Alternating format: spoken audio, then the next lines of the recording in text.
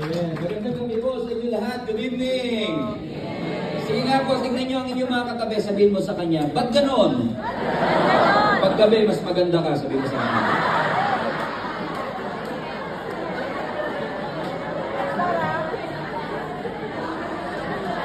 Magandang gabi po, maayong gabi. Anyo na sa iyo, sa lahat po ng mga narito. Nagpapasalamat po ang aking puso na kayo pong lahat ay makita po ng personal. Sa joy and honor po na makita ang aking mga lumang kaibigan. Mga kaibigan ko po before pa. At I think the last time I was here was 2019, so 6 years ago. So malaking privilege na makabalik po ulit after 6 years at natutuwa ako sa ginagawa ng Panginoon sa Body of Christ po dito sa Doha, Qatar. Amen? Tingnan niyo nga po yung katabi niyo, mukha bang matagal na rito?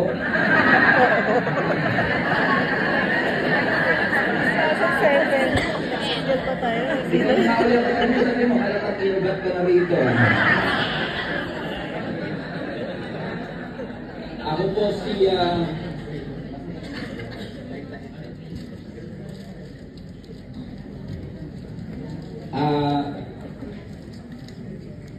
ako po si Stephen, ako po ay nabigyan ng pagkakataon to lead an amazing church called Jesus Alive, Kamanaka sa May Monumento. At kami po ni Jenny, ang pinakamagandang babae sa balat ng lupa. Kami pong dalawa ay binigyan ng Panginoon ng pagkakataon na pamahalaan po ang kanyang gawain sa lugar na yan. At nagpapasalamat po sa Panginoon na sa loob po ng 12 taon, God has shown us how faithful He is, how wonderful His love for us. At salamat sa Panginoon kasi alam ko na ang gabing ito po ay hindi aksidente. Hindi ko alam kung ano po ang reason ko ba't kayo narito. Maaaring hindi nyo talaga plano pumunta kayo. Pinilit lang kayo ng kasama ninyo o sinabi nila na inilibre kita mamaya pag sumama ka sa akin. But either way, I believe that tonight's gathering is not an accident. I believe that this is a divine appointment. Sinadya ng Panginoon na ikaw ay makasama ngayon at naniniwala kung may gagawin ang Diyos sa inyong buhay. Amen. Just to clarify, alam niyo naman po na leadership development and discussion natin for today. Ano? Tama? So natutuwa ako kasi marami palang leaders at future leaders dito sa may Doha, Qatar. Palapakan natin ang ating Panginoon. Sabihin mo nga ulit sa katabi mo, you are not the next leader. You are the now leader.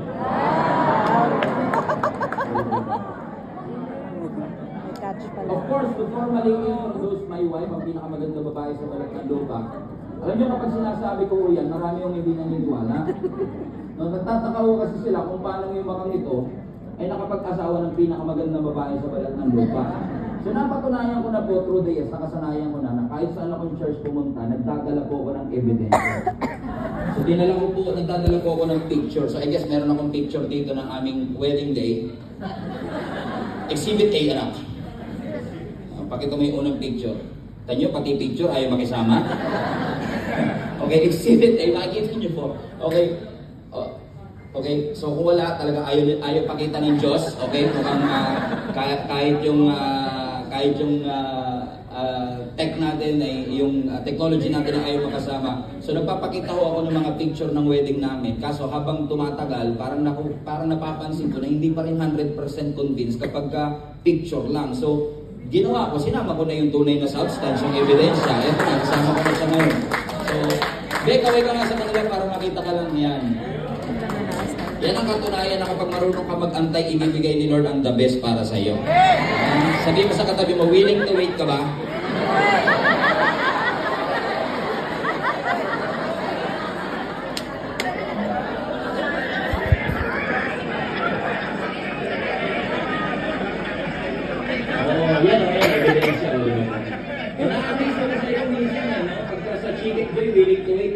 Pero minsan sa jowa, nagmamadali. Sabi mo sa katabi mo, ang nagmamadali, napapahama.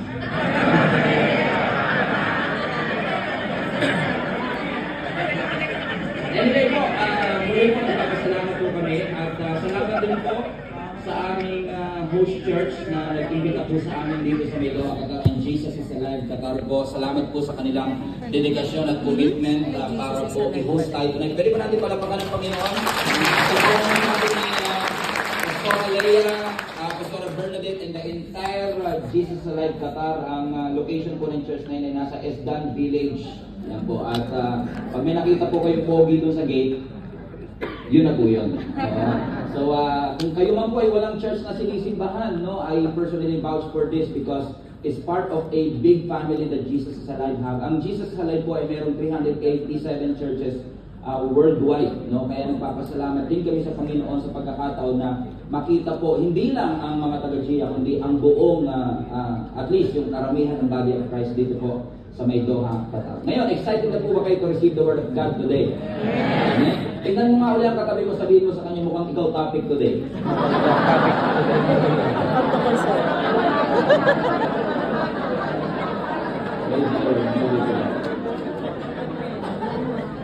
Pwede ko po malaman sino-sino po mga pastor dito. Taas na po kami lahat ng mga pastors and leaders dito.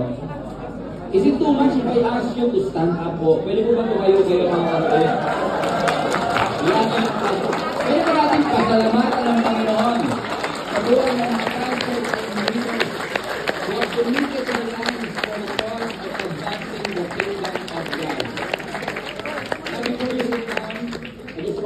before you sit down po, I just want to take this opportunity para po sa lahat sa atin na hindi po pastor ng mga simbahan to really be grateful for the opportunity that we have a shepherd, we have a pastor here. Because ang kalaban po ng gratitude, familiarity. Pag masyado na tayong pamilyar sa isang bagay, minsan nakakalimutan na natin ipagpasalamat. Especially nakakatapos lang po ng Pastor's Appreciation Month. Na kami lang naman din ang gumawa. Para ma-appreciate nyo naman. Tingnan nyo, dahil minsan kami nalang gumagawa ng sarili naming event para mapansin. No, pero kakatapos lang po ng Pastor's Appreciation Month. Ako po mismo na pastor at anak po mismo ng pastor ay nagpapasalamat po sa lahat ng mga tao na ginamit ng Panginoon to bring us to where we are today. Your pastors are not perfect. They don't have it all together. They are still under construction. But with their commitment and dedication and faithfulness, tinulungan po nila tayong mapalapit sa atin. Yes. Yan po ba? Yung mga doktor na, tinanggalan ka na ng laman loob, binayaran mo pa.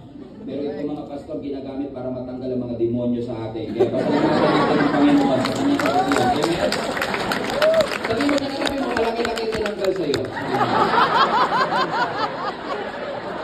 Please be seated po. Salamat po sa inyo lahat.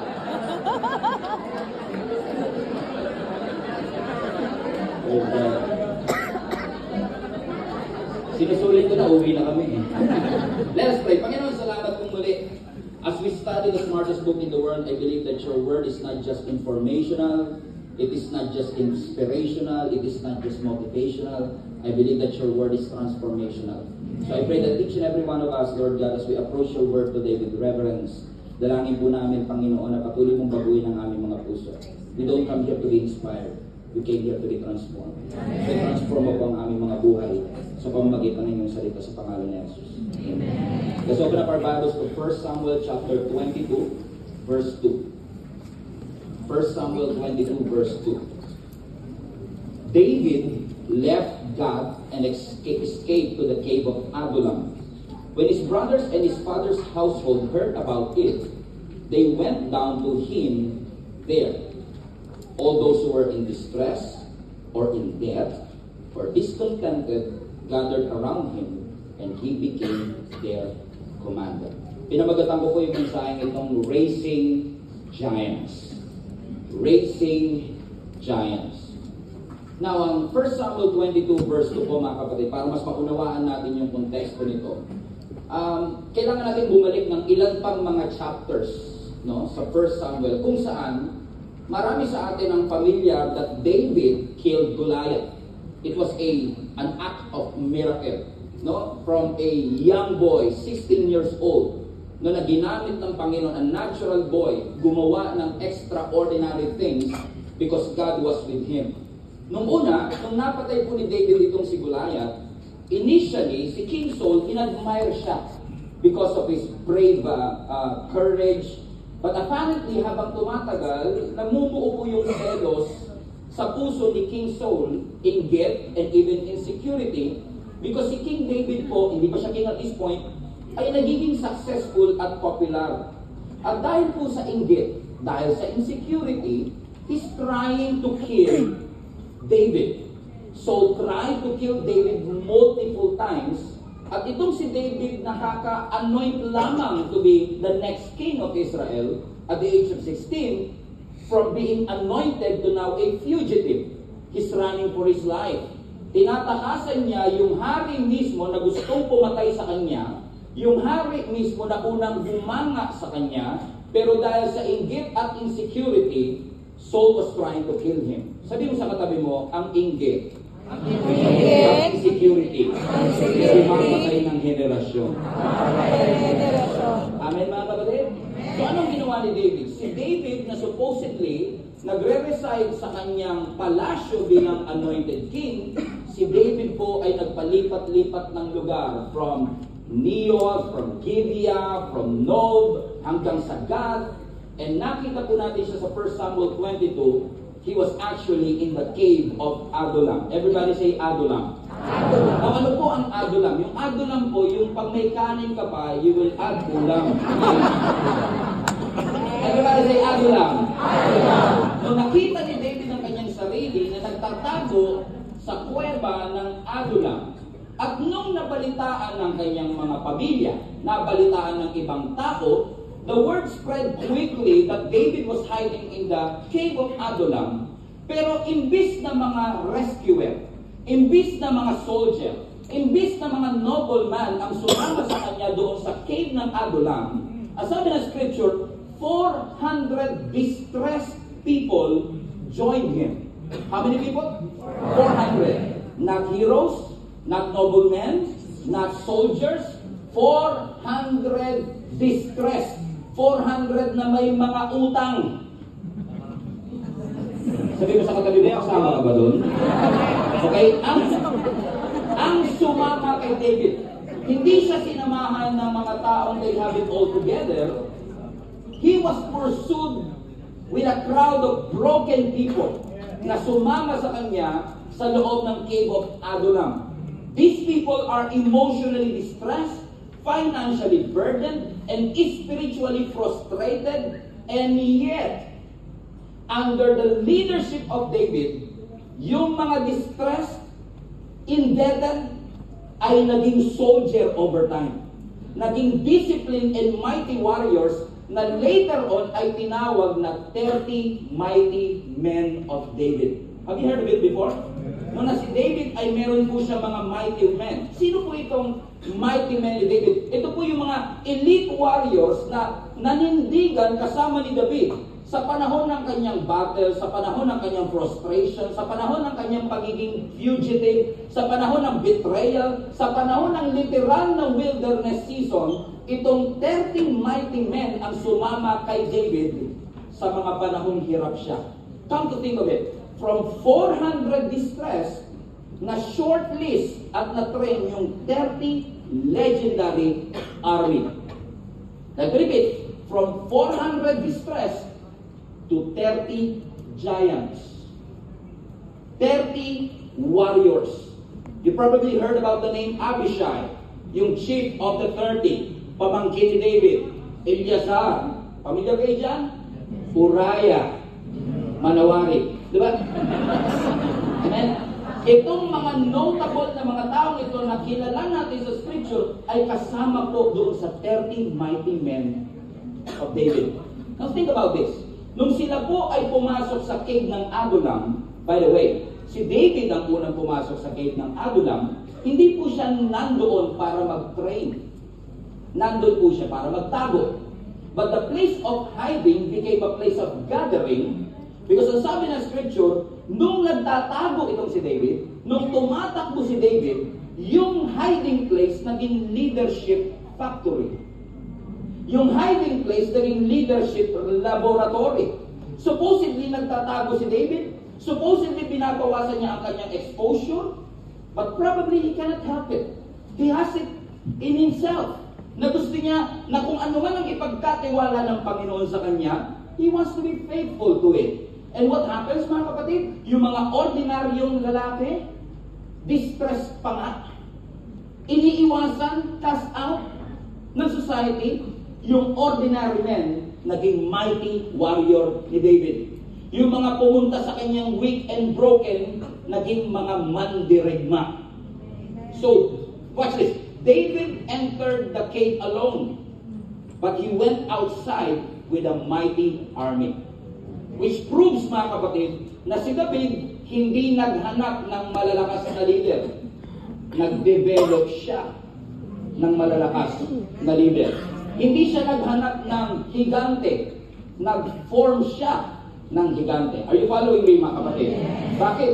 Ang ginawa ni David, at that point habang siya nagtatago, marami siguro ang gustong umiwas sa kanya, pero yung lahat ng nandoon sa loob ng kuweba na willing sumuporta sa kanya, yun ang kanyang dinevelop. Yun ang kanyang kinultivate. Which only means one thing. Naniniwala po ako na each and every one of us, pastor man po kayo o hindi, I believe that God called us to cultivate and develop the willing, to grow the available. Because God doesn't call us to collect followers. It doesn't matter how many followers do you have in Instagram.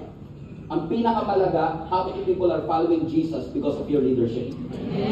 So we are not called to collect followers. We are called to cultivate leaders. We are not called to raise fans. We are called to raise giants. Why? Because if leadership ends in you, that's not leadership. That's dependence. By the way, ako yung type ng preacher na interactive. So kung feeling nyo para sa iyo, sabihin mo, amen pastor, para sa akin yan. Pero kung feeling mo para sa katabi mo, amen pastor, para sa kanya yan. Pero kung wala dito sa yan, para pa naman to sa kaibigan ko, amen pastor, para sa kanya yan. Either way, mag-respond lang po kayo, mga kapatid. Kasi 25 years na ako naglilingkod sa Panginoon, maraming mga church people ang galing matulog habang preaching. Hindi mo mahahalata. Paano mo mahahalata na yung katabi mo nakikinig pa pero tulog na? Pag lumalaki yung ilong at pagluluha yung mata, kakahikab lang niya. Sabihin mo sa katabi mo, ikaw yata topic today. Everybody say leadership. Leadership. Sabi ni John Maxwell, leadership is influence. So ibig sabihin, ang sukatan ng leadership, hindi pala yan yung dami ng taong nakasunod sa iyo. Ang sukatan ng leadership, yung dami ng leaders na kayang mag-lead kahit wala ka. Yun ang tunay na sukatan ng leadership. That's why I'm an advocate na lahat ay dapat tayo na tinawag ng Lord to lead will one day develop leaders as well. Because at the end of the day, kahit maraming nakasunod sa atin, tayo pong lahat ay pwedeng magkasakit. Tayo pong lahat ay pwedeng mawala sa mundong ito. Pero ang pinakamahalaga sa lahat, ang gawain ba ng Panginoon ay magpapatuloy even in our absence? Kasi kung ikaw lang ang kayang gumawa ng bagay na ginagawa mo sa church, ulitin ko ulit, kung ikaw lang yung kayang gumawa ng ginagawa mo sa church, third time is the charm. Kung ikaw lang yung kayang gumawa ng ginagawa mo sa church, congratulations. Bottleneck ka. Because we are not called, to raise followers and raise fans. We are called to develop other people. For example, the greatest leader of all time, Jesus Christ. Kaya ba ni Jesus gawin ang lahat ng miracle, kahit yung mga miracle na nangyari sa early church? Yes. God is able. Kaya gumawa ng ating Panginoong Jesus ng miracle. Kaya niyang palayasin ang lahat ng mga demonyo. And yet, tinawag niya yung mga disciples. Tinawag niya yung 70 disciples na pinagpares niya ng 2 by 2 because we are not called to do everything. Hindi porket anointed Superman. Hindi ka po tinawag ng Panginoon para gawin ang lahat. Alam nyo, isa yan sa mga mistakes ko nung nagsisimula po ako magpastor. Akala ko, pag sobrang sipag ko at lahat ng bagay ginagawa ko, nagagawa ko ang trabaho ko. Pero nung nabasa ko at nag-reveal ng Panginoon sa akin sa Ephesians 4, na ang trabaho ko pala bilang pastor ay hindi ministry, kundi i-equip ang tao for the ministry, it changes everything. Sabi mo sa katabi mo, ba't tahimik ka? Ito topic, no? Everybody say leadership. Leadership. Hindi pala ako tinawag ng Panginoon para gawin ang lahat. Tinawag ako ng Panginoon para i-develop ang ibang tao na kayang gumawa ng bagay na hindi ko kayang gawin. Because as a leader, my calling is not to gather the people. My calling is to grow the people that God has entrusted within my influence. So based on that one verse that we read, we are going to have an expository approach, no? Ano po yung mga bagay na dapat nating tandaan if we want to develop leaders? Do you want to develop other leaders also, mga kapatid? Now, based on 1 Samuel 22 verse 2, Operation 222. Ano ang pwede nating magawa at matutunan po sa verse na ito para po tayo ay makapag-develop ng leaders? Number one, if you want to develop leaders, first thing that you should do is to spot their potential. Everybody say, spot their potential. Now, watch this. Balik natin yung verse. David left that and escaped to the cave of Adullam when his brothers and his father's household heard about it. They went down to him there. Are you still with me? Everybody read that next part? All those who were distressed or in debt, may utang, discontented, gathered around him, and he became their commander. Question. Yung mighty men ni David, mga perfect people ba? No. Mga polished people ba? No. Hindi pinili ni David kung sino yung polished. Ang pinili niya yung distressed, yung indebted, yung discontented. Which fascinates me, mga kapatid. Because leaders of today are looking for people who has the potential, who look like a leader, who speak like a leader. Yung pag may dumating, grabe, pag tayo pa lang, pastor na. Ang damit, nakabarong, parang pastor ha. Pag nagsalita, grabe intonation. May cadence, may pastor ha. Magiging pastor to. Hindi ka dito, sumama ka sa akin, i-develop kita. Kasi nakabarong ka. Pero tatandaan nyo, mga kapatid, kahit patay, nakabarong. Ano na? Magbabarong din tayo one day. Amen? Because ibang-iba yung pamamaraan ni David, ano? Hindi niya sinabing, teka lang, ba't kayo yung nandito? Hindi kayo ang kailangan ko. Wala kayong alam sa labanan. Hindi niya pinili kung sino yung polish. Hindi niya pinili kung sino yung trained na, yung mahusay na, yung magaling na, kung sino pa yung distress. Pero yung distress, ibig sabihin nag-aalala sa ibang bagay, wala siyang pakialam sa pagiging army. Tapos may utang pa, ibig sabihin may naghahabol doon. Baka nga mamaya kaya nasa kuweba yun kasi hinahabol. Hinahabol ni Mars. Ako susunod ng Mars. Pautang. Amen, mga kapatid, hindi niya pinili kung sino yung mahuhusan. Ang pinili niya mga distress. Usually tayo gano'n, di ba? Lord, bigyan niyo naman kami ng matinong leader sa church nito. Tapos may pumasok. Sabi ni Lord, ayan na. Yan. Yung itsura niyan. May kulay pa ako. Mukhang lasing pa. Yan ba talaga? Kasi minsan pag naningi ka ng associate pastor, bibigay sa'yo pasaway na member. Kasi sabihin mo, ba't ganyan, Lord? Sabi na, Lord, yan yung answer prayer mo. Ha? Hindi mo pa ma-appreciate kasi seed form pa lang. Hindi mo pwedeng gusto. Nangihingi ka, puro agad eh. Eh sabi ng Lord, seed form. Kaya mo bang i-develop yung seed para maging tree? Yun. Hindi mo makita yung potential. Gusto mo kasi kagad, finished product. Marami kasi yung mga Christians, gusto yung pangako, ayaw yung process. Kasalanan din natin, pastor, yan. Kasi mas naka-emphasize tayo sa promise, nakalimutan natin ituro, may process. Yes, God will provide. Yes, God will protect. Yes, God will heal. But you have to understand na hindi araw-araw Pasko. We all have to go through the process. May harvest season, yes, pero may planting muna. Yes. Pero hindi porket nagtanim ka, may puno agad. Kasi tatlo yung season na yun eh. Planting, waiting, harvesting. Yun yung problema. Gusto natin mag-plant, gusto natin mag-harvest, ayaw natin ang waiting. We hate to wait. Kaya iba nag-plant, asa na? May nakita na kung ba kayo nagtanim ng buto, may puno agad, businas na. Wala, iba po. Tama? Kahit anong sigaw mo dyan. Nagtanim ka, sinigawan mo, tumubo ka. Tumubo ka. Sabi ng tumubo ka. You have to respect the season. Amen? Kaya huwag mo ikukumpara yung first year anniversary mo sa 12 years anniversary ng iba. Kasi baka dumarating at waiting season ka pa lang. But you have to spot as a leader, you must have a vision for what they can be, not where we are today. Magugulat ka yung next associate pastor mo, katabi mo na, pag-inira.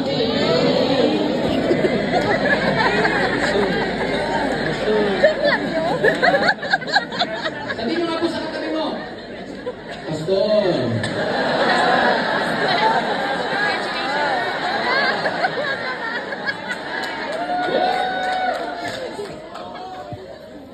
Tumanggi? Ay, tumanggi, mas matami chance niyan. Yung nasa hanap niya, tumatanggi rin. Kaya naging pastor. Kung sino yung tumatanggi, yung tinatawag ni Lord. Kung sino yung bulol, yung tinatawag ni Lord. Ano ba mga kapatid? Tuloy po si Moses, spokesperson pero bulol. Saan mo nakakita spokesperson pero bulol? Pero minsan talaga, hahanapin ni Lord yung bulol para pag nakapagsalita ka, hindi mo iisipin kasi magaling ka magsalita. May nakita si Lord kay Moses na hindi niya nakita sa sarili niya. To the point na sabi ni Moses, Moses, sabi ni Moses, hindi ko marunong, makapatid ko na. Pero may nakita ang Lord. Kasi si Lord marunong siya mag-spot ng potential. Kasi ang tingin ng iba sa mga ganyan, problema. Huwag yan, problema yan. Huwag na huwag magpagsasalitain yan. Malaking problema. Tingnan mo naman, mas mahaba po yung testimony niya kasi sa preaching.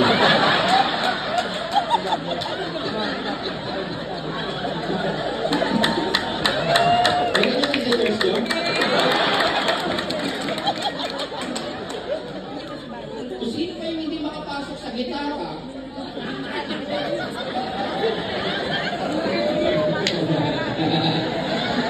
kala ko sa Manila lang dito din. Kaya ko sa kantaan, dinala kasi dito eh. Pero yung mga distress yan ha. Hindi nakita ni David problema kayo. Lumayas kayo rito. Hindi nakita niyo opportunity doon. Yung warrior, tingin niya warrior. Distressed eh. Nag-aalala, kasi ang mga great leaders may prophetic eyes.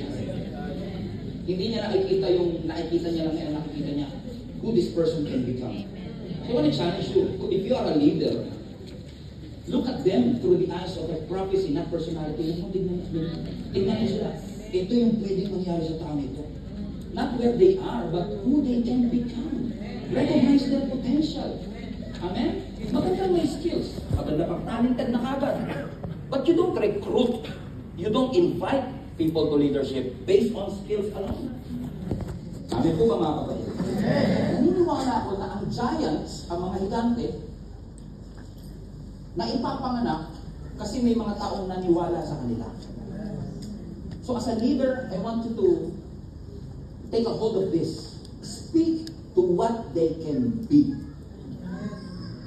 Just like our Lord. Nature ni Lord dyan eh. Genesis 1:1. Naalala niyo po yung Genesis 1:1? In the beginning, God created the heavens and the earth. And the earth was without form and empty. And darkness filled the earth. Without form. Empty. Darkness filled the earth. Parang wallet mo, di ba? Without form. Empty. Darkness. Kasi sila may mga wallet na empty. Parang wallet ko yun ah. Ano mga kapatid ka nasabi? Without form, empty, and darkness filled the earth. And then God said. And God said what?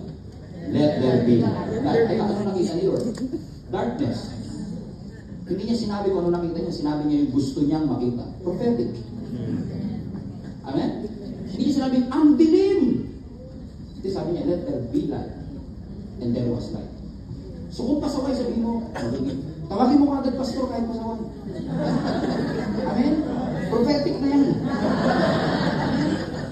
Kahit hindi ka rin, pastor, bawal magsinungaling sa simbahan. Pag sinabi ko, hindi ka naman nagsisinungaling, nagpa-prophesy ka. Sabi mo sa katabi mo, ang ganda mo. Prophecy yan. Ganda mo, pastora.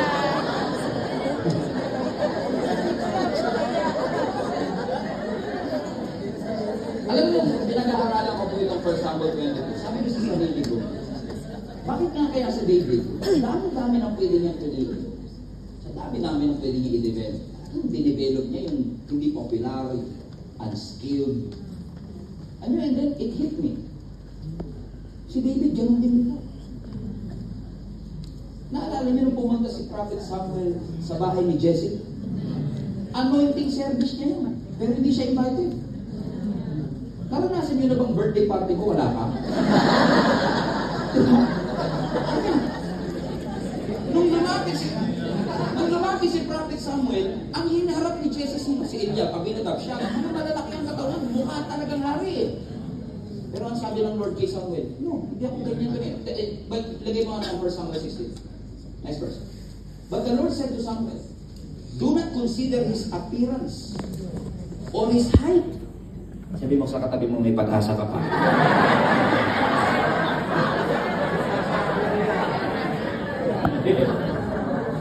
For I have rejected him. Everybody read that last part po, please. The Lord does not look at the things people look at. People look at the outward appearance, but the Lord looks at the heart. Kaya pala si David, madali niya sabihin, distress to sa pananaw ng iba, mighty warrior tingin ko dito. Bakit? Kasi ganun din siya dati. Na-discount din siya dati. Hindi rin siya napilit dati, hindi rin siya na-invite dati. Pero nung naubusan na, saka siya pinatawag. Kala niyo tapos na doon? Hindi yun, nung lumaban siya kay Goliath. Tingin niyo po ba kaya lumaban si David kay Goliath dahil siya pinaka-qualified? Hindi, walang choice. Balikin niyo yung Bible niyo, walang choice, di ba? Sabi na scripture, 40 days na naghahamon si Goliath, walang gusto niya lumaban. Yung pinaka-qualified lumaban si King Saul, pinaka-matangkad, pinaka-trained. Ayaw lumaban, buntot. Kaya naglagay siya sa jobstreet.com sa lumaban.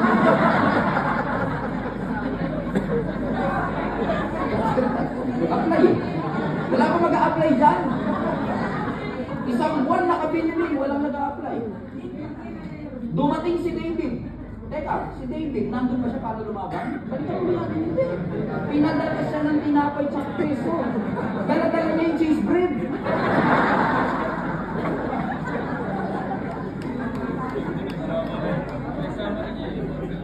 Kubos ang dala niya. Dala-dala niya yun. Pero yung sabi ng Bible, di ba? Pinapunta siya, maalis siyang pumunta. Pagdating niya doon, nakasalubong niya yung kanyang kapatid mismo. Nasabi ng kapatid niya, anong ginagawa mo dito? Who do you think you are? Kapatid niya mismo niya na hindi makita potential sa kanya. Amen? Eh sakto naman, humamon si Goliath. Wala pa rin ba kayo representative na ilalaman sa akin? Alam mo sabi ni David? Sa soldier? Who is this uncircumcised Philistine that is mocking the armies of the living God? I will fight him. Sa Tagalog,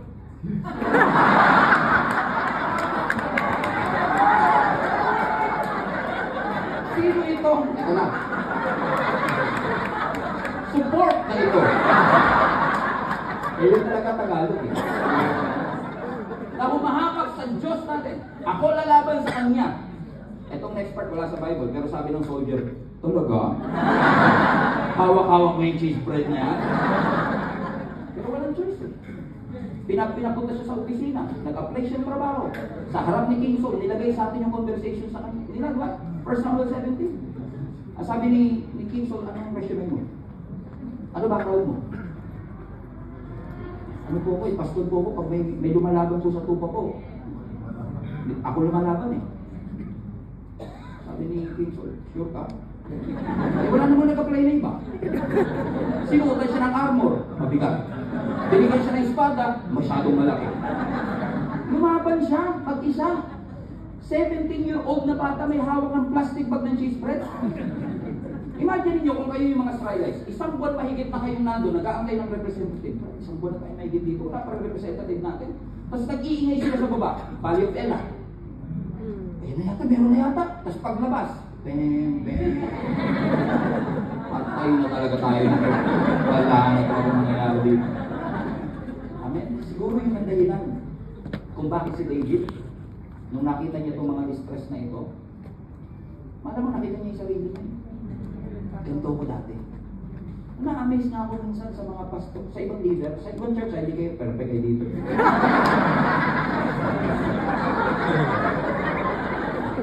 Yung ba parang masyadong mataas ang standard natin? Pero naalala niyo po nung una kayong pinagkatiwalaan. You don't have it all together. You don't have that wisdom, you don't have that experience. Pero may naniwala sa iyo. May nakakita ng calling mo, may nakakita ng pagtawag mo. Kasi minsan masyado na po tayong hook sa anong credential niyan. Kesa may calling ba yan? Calling mo na bago credential. Pag may pagtawag, i-develop mo kapatid. Amen. That's what leadership development is all about. Seed form pa lang po siya. Yung calling niya under construction pa lang. So be the one to say, wala ka pa sa posisyon, but I'm seeing the potential in your life. Wala ka pang experience. You don't see yourself as a leader yet, but I do. I see who you will become. That you look at the people prophetically and say, I can see leadership in you. Number two. If you want to develop a leader, 25 lang po ito.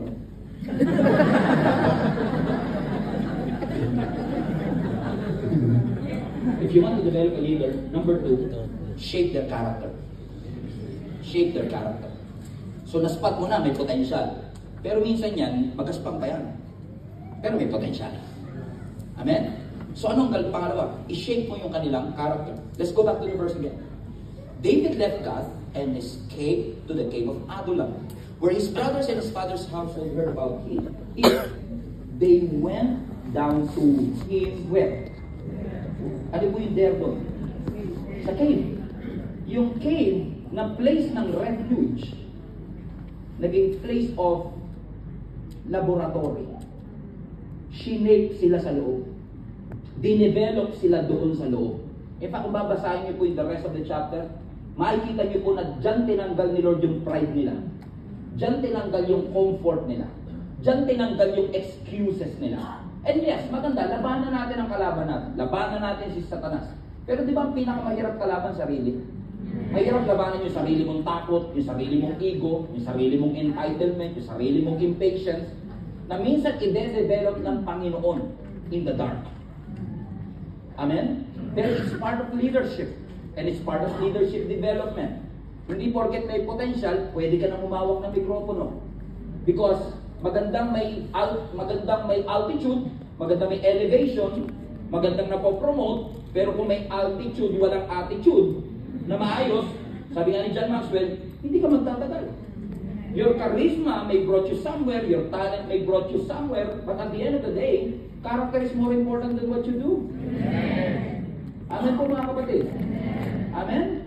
So ano nangyari? Doon sa loob ng kuweba, hinugis sila. Kasi mahirap na pong hugisan pagka matagal na. Di ba yung simento? Pagka nagpapagawa ko ng kalye, lalo pag mga flood control yan, di ba? Di ba, pag nagpapagawa ka ng kalye, may hulmaan yan eh. Hanggang dito lang. Tapos ibubuhos nila ngayon ng simento. Tama po ba mga kapatid? Bakit hindi nila lagyan ng hulmaan pag natuyo na? Patuyuin mo muna. Tsaka mo lagyan ng hulmaan. Hindi, di ba? Yung hulmaan na uuna. Kasi kailangan alam mo agad yung boundary muna. This is what you should do. This is what you should not do. This is who you are and this is who you are not. Kasi pag mas malambot, mas madaling hulmahin. Eh pag matigas na, pag kinorek mo, kontrabida ka pa. Tama? Pastor, ang hinahon ng pagkukorek mo. Totoo po yan, Pastor. Kahit gaano kahinahon ng pagkukorek mo, labas mo minsan kontrabida pa. Bakit? Matigas na eh. Pansinin niyo ang Diyos.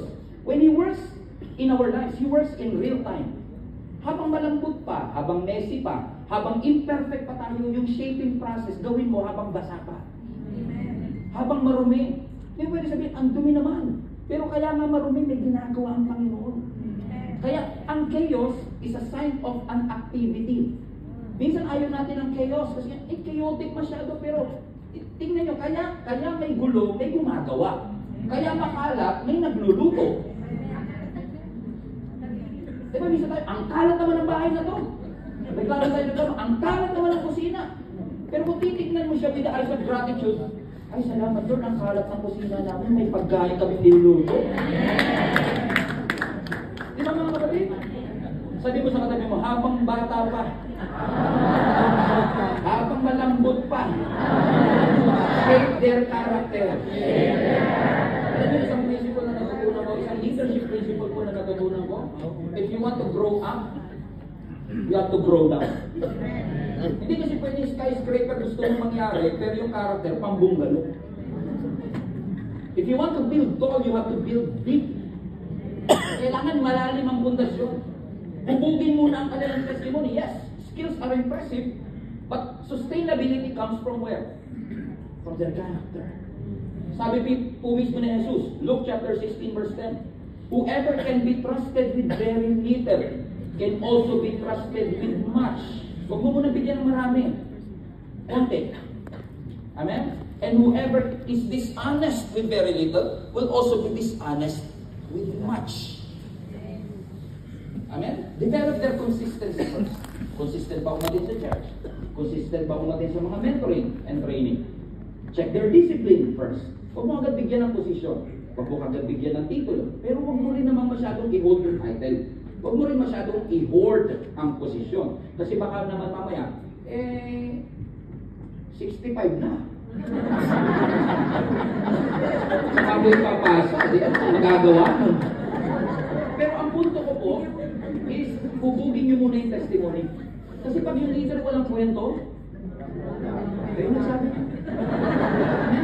So kailangan hubugin po muna natin ang testimony. What if? Buti na lang, wala dito sa Doha niya, sa ibang bansa lang. Pag pinag-small group mo, ayoko na small group, masyadong maliit. Ayoko na small eh.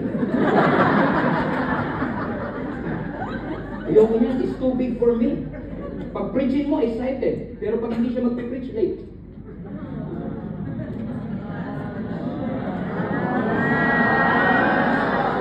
Sa ibang bansa. Pag pinag-worship dito, grabe performance eh.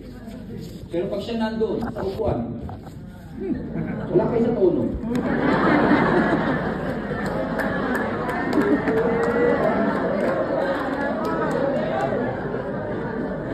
Pag siya ang small group leader, pag nag-small group na tayo, magdala kayo ng notebook.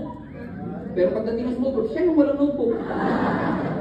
Imbis na example, exempted. Amen? Delikado yun. Amen? Sabi mo sa katabi mo, hindi naman ikaw yun, di ba?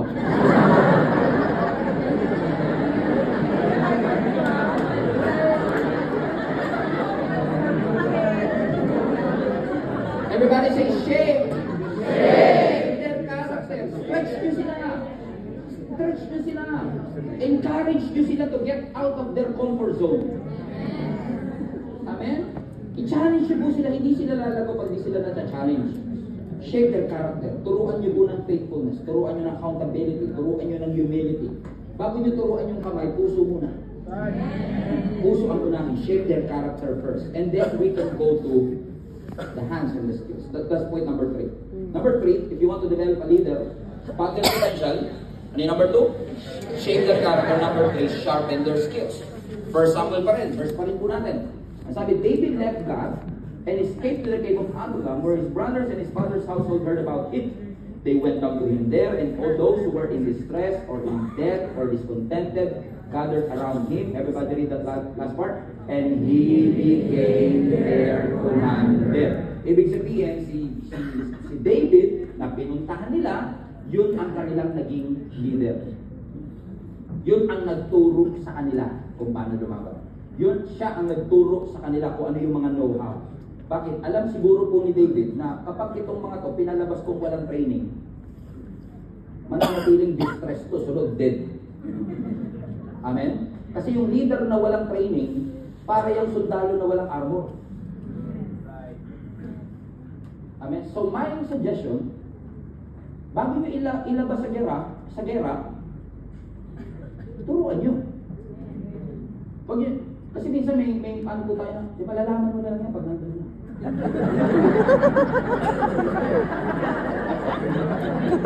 Pero in fairness ha, yung mga nauna po sa atin, talagang grabe, tatay ko po kasi pastor eh.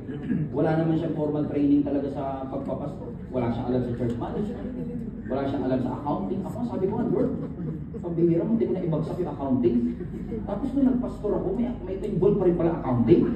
Hindi mo naman sinabi po, Panginoon. Pero, si-shake ka eh. Pugisan ka. Hindi mo alam, pero mas maganda kung bago mo isaba, tulungan mo. Meron ng konti. Hindi lang puro, kailangan puso mo. Yung puso, develop mo rin. Paano siya masasalita? Ano yung ibig ko sabihin? Maganda, kasi minsan, di ba, puro puso, walang puso. Pero minsan naman, puro puso, walang puso din. Diba? Turuan din po natin ng skills. Bakit po? Kasi hindi po aksidente na ikaw yung nauna.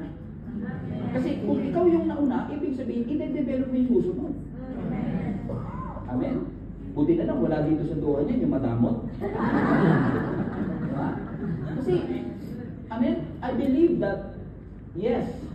that one of the greatest gifts a leader can give to his church, organization, or family is longevity. Yan ang isa sa pinaka magandang regalo na pwedeng ibigay ng pastor sa church kung gusto ka pa nila. Longevity. Kidding aside. Yung humaba yung buhay natin.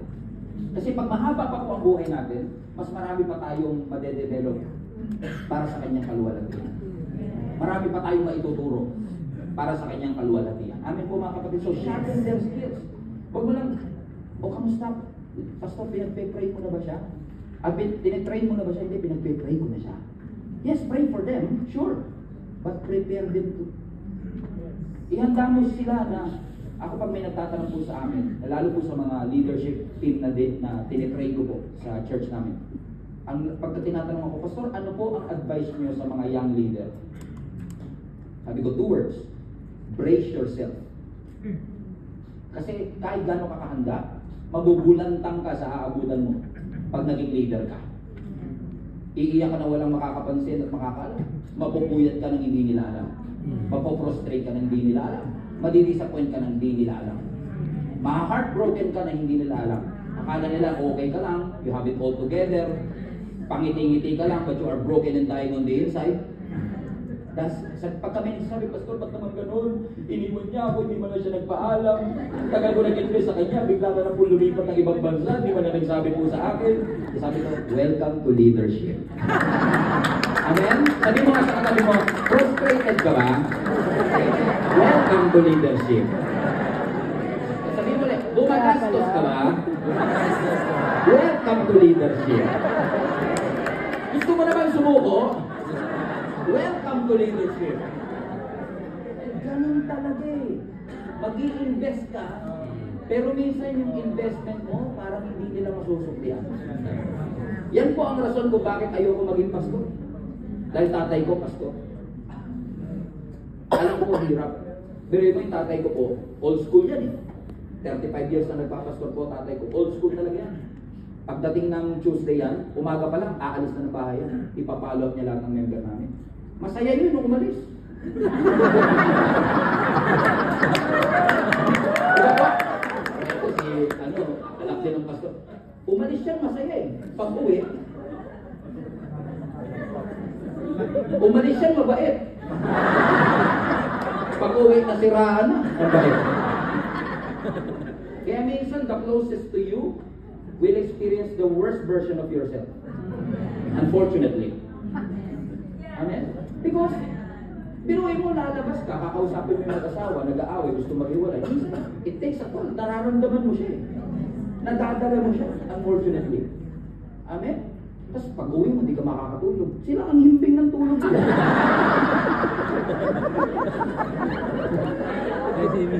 Kasi kawawa. Sabi mo nga sa katabi mo, kawawa talaga leader. Biruin mo, sa church ka lang makakakita. Sa church ka lang po makakakita na 3:00 ng madaling araw tatawagan ka. Pastor, nakakaabala ba ako?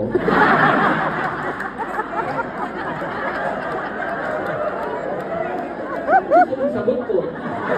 Actually, kanina ko pa inaantay tao. Ano ba ako ngayon? Kailangan ko nakausap eh.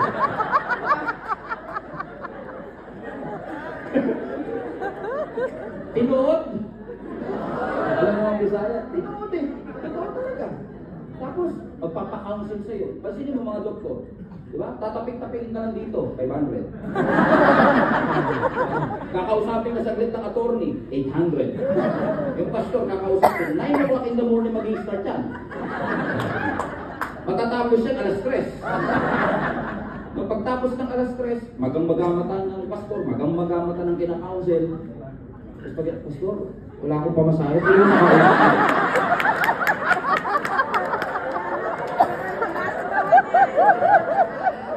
totoo hindi. Nasasayaw ko sa tatay ko eh. Ganun na ganun eh. Naalala ko tatay ko, no? Pastor tatay ko, no? Mayroong isang kapatiran, tinatch daw siya ni Lord. Binigyan siya ng isang kapang bigas. Tuwan-tuwa nanay ko, hindi tatay ko. Ganun talaga yun, no? Uy, may pambigas na kami. Tapos, habang nag-worship daw, yung tatay ko, nangusap ang Lord. Ibigay. Now, for context, talagang wala na kaming bigas. At tingin namin doon sa bigas na yun, answered prayer. Amen? Pero apparently, may iba pa palang prayer na pinapakinggan si Lord.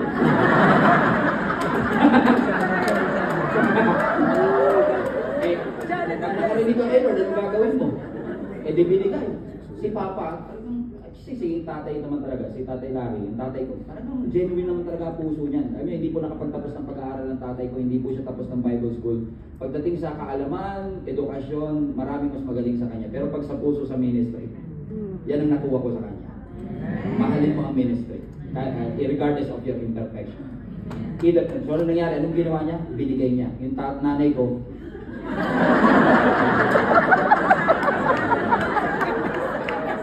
buti pa iba, iniisip mo.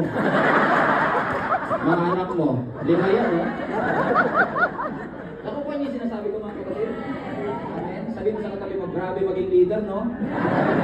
Kaya ba? Tawa-tawa kayo kasi totoo po, no? Sa'yo kaya ba? Yung sa'yo kaya ka? Kaya na-amaze din ako. Kasi, biruin mo po mahirap ba maging leader? Mahirap maging leader? Masaya? Yes? Fulfilling? Yes? Pero mahirap. Yes. Takot-taka naman ako sa church din. Mahirap pala, ayaw ipasa. No? Tama ho ba mga kapatid? Mahirap, pero ayaw mag-delegate. Ayaw turuan yung iba. Pero pag tinanong mo, mahirap ba? Mahirap mo eh. Ba't ayaw mapasa? Gusto ko lang nahihirapan.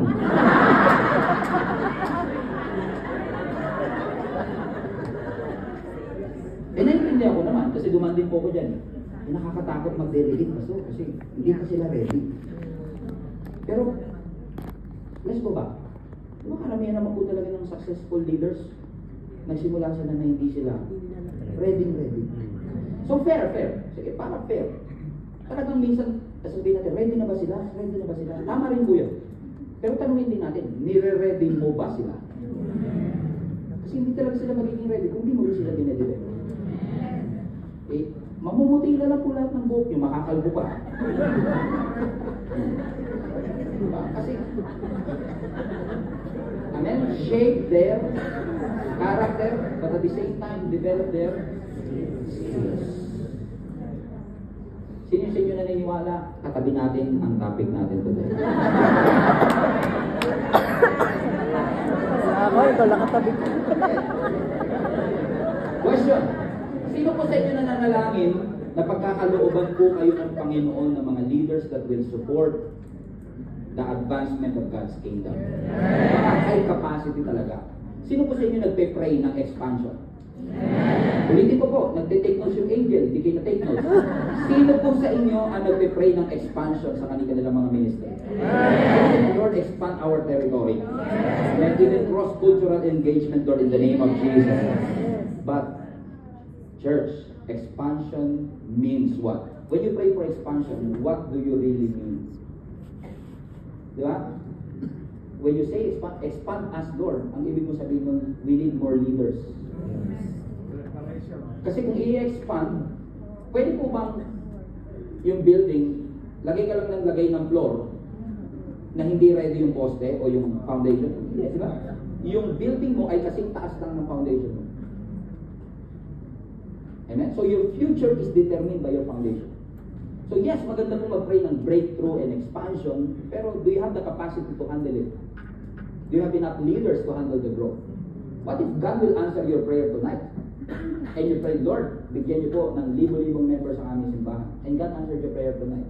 Do you have enough leaders to handle the capacity? Amen? Kahit, alam mo yung isa pa nga sa punas na napatunayan ko na, kahit gano'n kahusay ang leader, kahit gano'n kasipag ang leader, kahit gano'n ka-anointed ang leader, limited lang po ang kayang gawin niya kasi isa lang siya. Amen? And based study, hanggang 200 members, kung talagang sobrang sipag ng pastor. But beyond that, it cannot grow more than that without other leaders being delegated and developed. Amen? Okay, let me illustrate that for you. May isang bata, nag-decide siya na mag-fishing sa Alcor.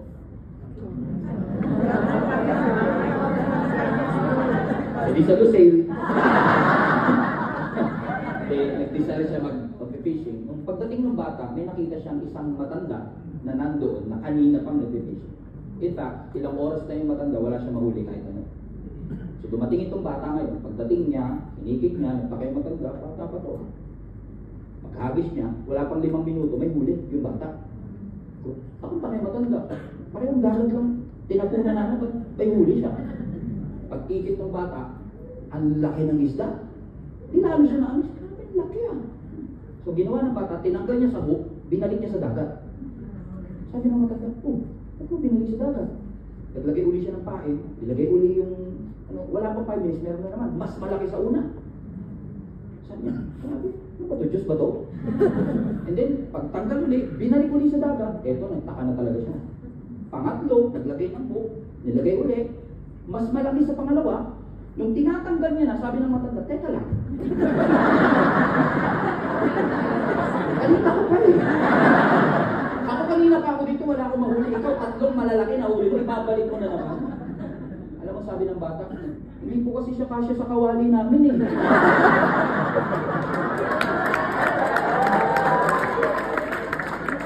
Question. Gusto mo ba magpalaki na higante? Taasan mo ceiling. Amen? Kasi kapag yung ceiling bababa, yung higante mo makukuha. Mauuntog. So if you want to raise giants, raise your ceiling. Raise your capacity. Amen? Because naniniwala po ako na marami po sa atin ang may capacity issue. Amen? Bakit tayo nai-stress? Because of capacity issue. Kasi parang pakiramdam mo, you're overwhelmed with so much weight. Nai-stress ka, hindi na kaya ng oras mo, hindi kaya ng skills mo. I feel stressed. Correct, mga kapatid? So either, pag pray mo, matanggal ang stress mo, paano kung asawa mo yun? Hindi naman pwedeng tanggalin. Either you will pray that God will remove the stress or expand your capacity to handle it. Amen o mga kapatid? For example, yung upuan ko na yan, na inuupuan niyo po. Alam niyo po ba na yung upuan na yan kanina pang stress? Amen? Because there's weight. So may stress, pero ba't hindi siya bumabagsak? It was designed to handle your weight. Kaya siya walang stress. Naintindihan niyo mga kapatid? So I don't think, I really believe mga kapatid that we have a shortage of leadership worldwide. And considering that we serve the greatest leader of all time, I don't think that there's an excuse for mediocre leadership. There's no excuse for the lack of leadership.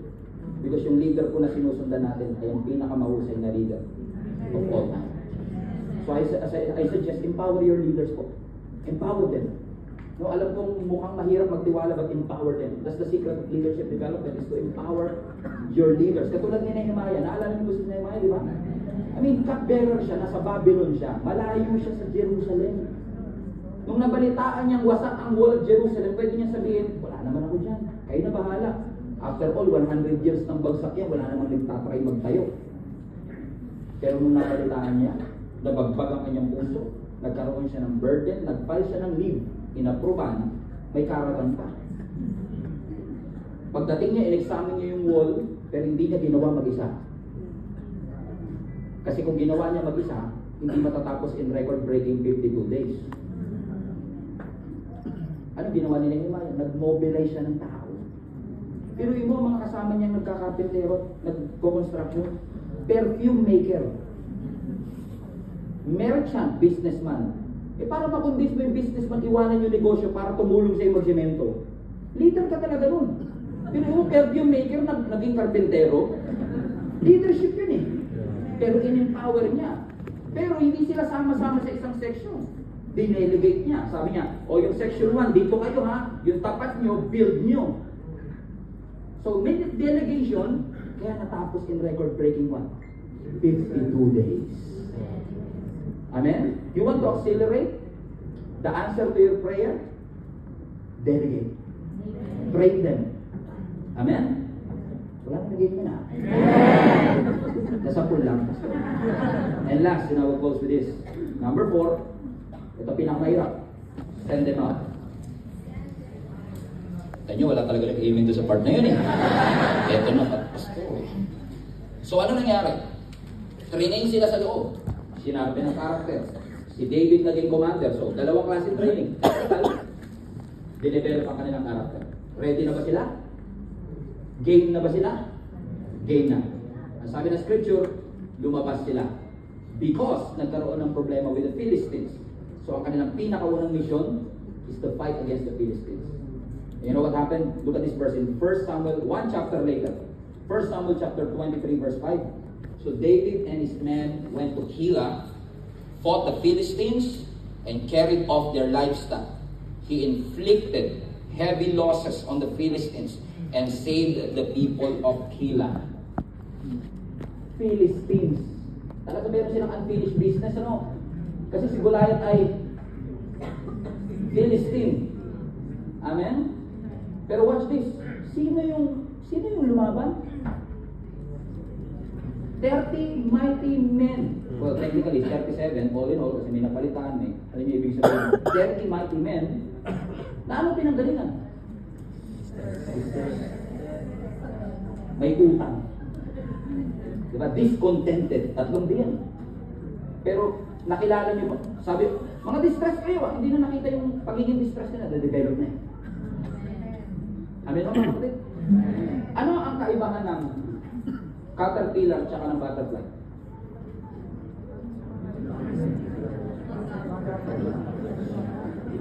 Diba yung caterpillar, parang uod yan eh. Tapos yung butterfly, so yung caterpillar gumagapang. Ang butterfly lumilipad. Pero yung butterfly dati ring caterpillar. Ano nangyari? Bakit nangyari? Yung gumagapang, lumilipad na ngayon. Ano nangyari? Hirap, bisado niyo pa pala yung science ninyo. Diba? Dumaan sa tinatawag na metamorphosis. Anong ibig sabihin ng metamorphosis? Transformation. Amen? Nakakalungkot man, marami gustong lumipad, ayaw ng transformation. So ang tanong ko, bakit ka nagsisettle na gumagapang kung dinesign ka ng Lord lumilipad? Marami pang kayang gawin ng ministry if you will send more people. You are not called to raise assistants. You are called to raise leaders. My suggestion, huwag niyong sakalin. Huwag niyong kulungin. Pakawalan niyo. Bigyan niyo po ng responsibility. Katulad ng araw, pag hinila mo yan, may tension. Ganun talaga sa una. Magkaka-tension kayo. Kami nga po ng tatay ko, pero mo ha, pareho na kaming Christian. Youth pastor po ako ng 2004. 18 years old na naging youth pastor ako. 10 years po ako naging youth pastor. Eh syempre, dahil youth pastor ako, medyo may nilalagay si Lord ng mga panibagong pamamaraan na hindi po yung nakasanayan. So syempre, yung old school, tsaka yung old King James, tsaka new King James, nagkakaroon ng tension. No? Eh pero ganun talaga, pag dinedevelop, pag pinupul mo, nagkakaroon talaga ng tension. Backward yan, stretch yan, uncomfortable yan. Pero hanggat di mo nire-release yung arrow, hindi niya magagawa purpose niya. Huwag mo siyang i-hold dito sa tension. At some point, kailangan mo siyang i-let go. So hatakin mo, pero huwag mo lang basta hatakin at bahala ka na. Hindi, hatakin mo and then i-aim mo kung saan dapat. So you pull it, ibig sabihin, i-disciple mo, i-coach mo, i-release mo. Amen mga kapatid? So mali rin kasi pag displace yung kanyang pupunta. So kailangan i-pull mo, i-aim mo, i-release mo. And let me tell you this mga kapatid. Release. Everybody say release. Release. Release is a proof of leadership. Nakita nyo na po. Amen? Binild up ko pa yun ha. Everybody say release. Release. Ibig sabihin, bakit ko po sinasabi ito mga kapatid? Kasi naniniwala po ko kung kaya lang nilang mag-lead kasi nakatingin ka, you're not leading. You're managing. Iba ang manager sa leader. Ang manager, minamanage niya kung ano meron. Ang leader, nakikita niya yung future. So kung nakakapag-lead lang sila kapag nakatingin ka, hindi leadership yun, managing yun. So you're not, that's not leadership, that's management. We're not called to be managers only. We are called to lead them. So when Jesus spent 3.5 years mentoring, coaching, discipling his disciples, pero yung 3.5 years, and yet the impact of what Jesus did is still something that we study today. And we don't have plans to slow down, right? Amen? Bakit? Because when Jesus ascended to heaven, before he did that, meron siyang bilin. The greatest commission, which happens to be the greatest omission.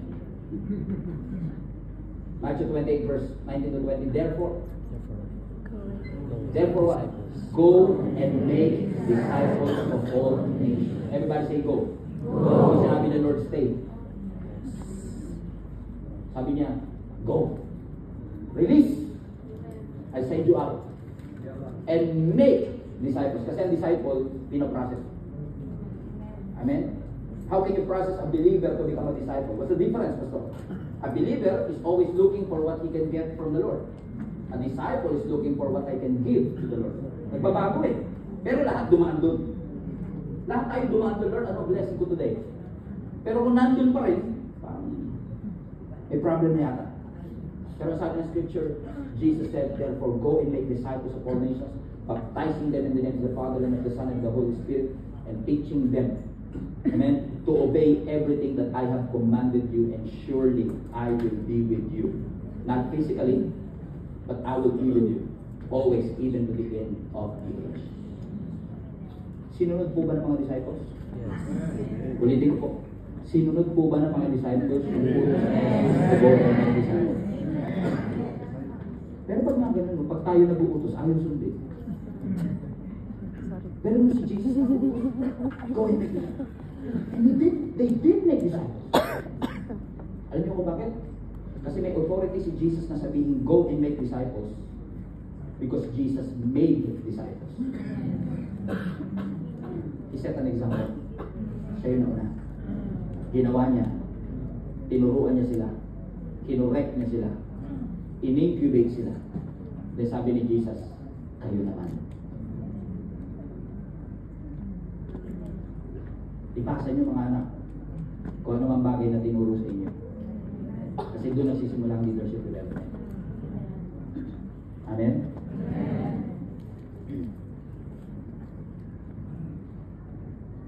Ano tawag niyo sa mga basketball player na hindi na mamasa?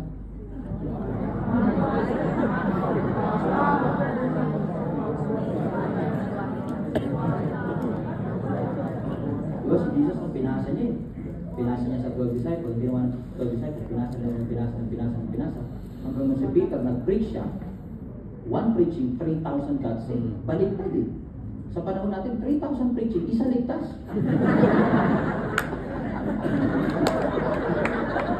Pero kay Peter, one preaching, 3,000 God saved. Next meeting, 5,000 people got saved. Susunod, hindi na maano. Sabi na ng Bible, multitude. Sa dami ng pinagpasahan, pinasa hanggang 1,500 sa karating sa Pilipinas. Pinasa hanggang 1975 nakarating sa Jesus Salad Community. Then pinasa hanggang 1993 nakarating sa Jesus Salad Monumento.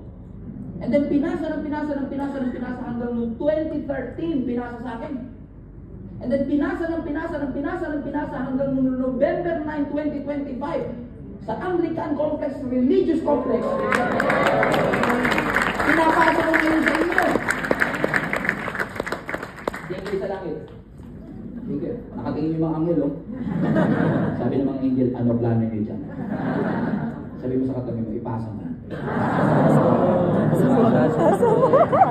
Sabi yung hapon. Release. Pero pag Naka-video eh. Pasok ko na yung video. when you release them, you activate the leadership potential in them. Hindi kayo nawawala, support pa rin. Hindi nyo iniiwan, hindi kayo hands off. You coach from behind. Let them fail. Let them fall short. Let them fail forward. Because lahat ng mga leader na na-release, talagang work in progress po lahat yan. But that release is a proof of your leadership. Because leadership success is not measured by how many people follow you, but how many people you can release. So release them. Sabi mo sa katabi mo, please release me, let me go.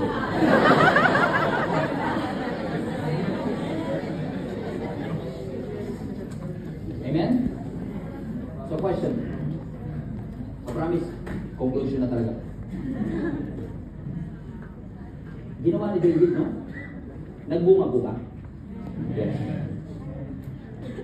Pero we know that Jesus Christ, the greatest leader of all time, did that same principle too. Ginawa ba niya sa mga disciples ito?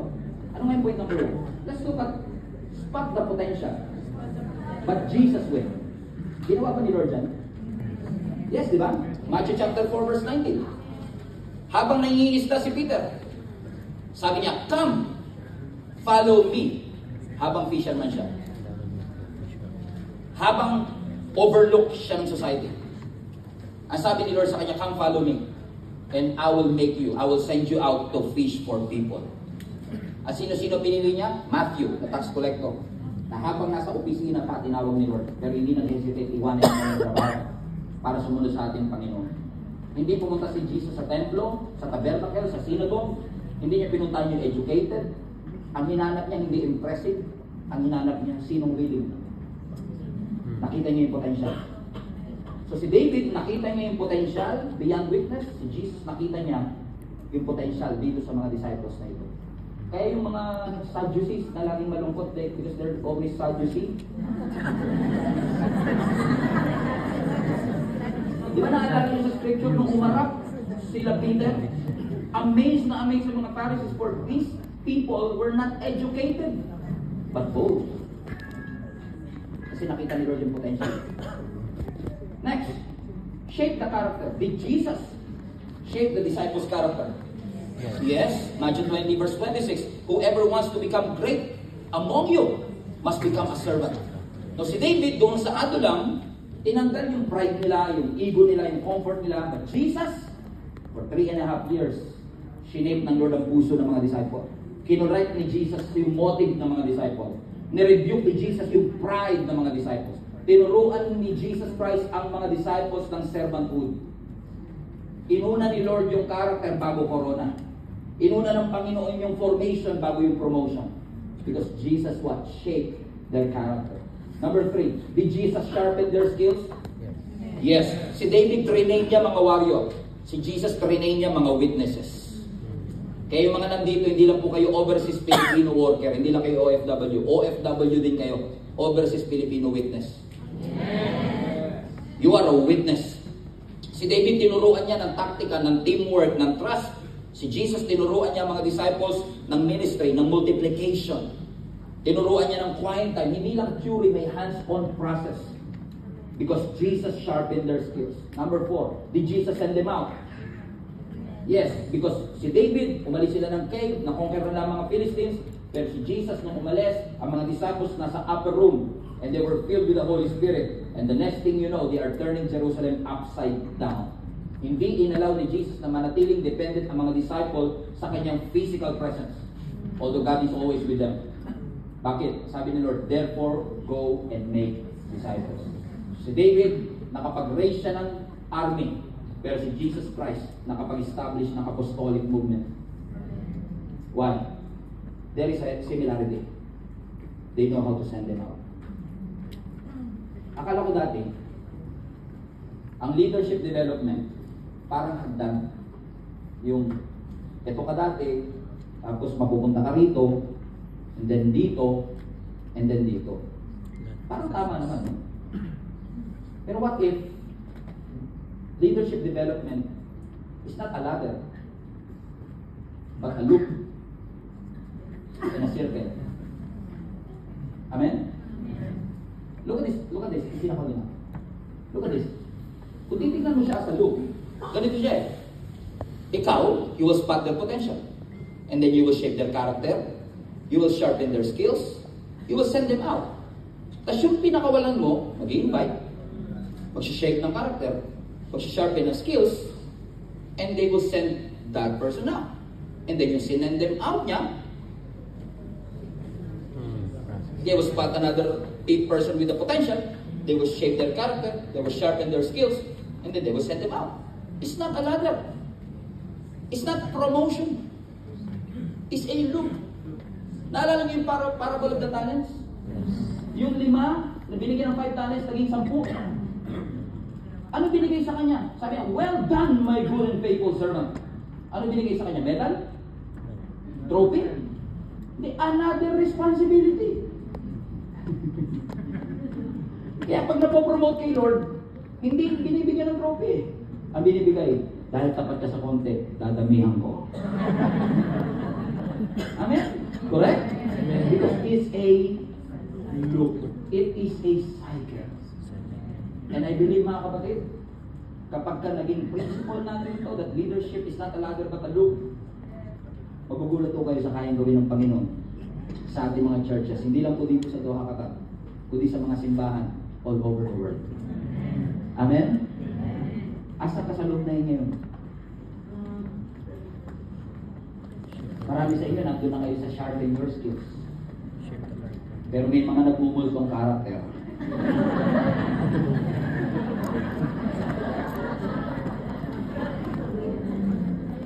Meron namang mga leaders today, tapos na kayong mag-shape ng karakter ng dinidisciple nyo, tapos na kayo mag-sharpen, naturo mo na lahat eh. Pero nga lang, dahil enjoy na enjoy ka sa kanya, dahil napagkakatiwalaan mo na siya, ayaw mo naman siyang pakawalan. Mga anak, pag di mo yan pinakawalan, mauuntog yan. Pag nauntog yan, magkakabukol yan. Amen? Matuto tayo ng pakawalan. Lalo po kayo dito, hindi po guarantee na makakapag-stay ang isang tao ng 5 years. Hindi guarantee makakapag-stay sila ng 3 years. Kahit na 20 years ka nagtatrabaho, walang guarantee. Parang ano naman yata kayo? Alam niyo naman yun. Correct, mga kapatid? So, minsan sabihin natin, kaya dito pa sa mabilisan ng discipleship. Not necessarily mabilisan, pero kailangan lang intentional. Kasi hindi naman mamamicrowave ang discipleship talaga. Hindi mo naman mapapabilis ang discipleship. It takes time. Amen? However, kung matututo po tayo to be sensitive enough to have a vision for them, to help them grow, shape their character, to sharpen their skills, at kahit parang masakit sa'yo, dahil I have to start again. But that's why it's a loop. You'll find another one. And God will give you another one. Amen? Amen? Amen?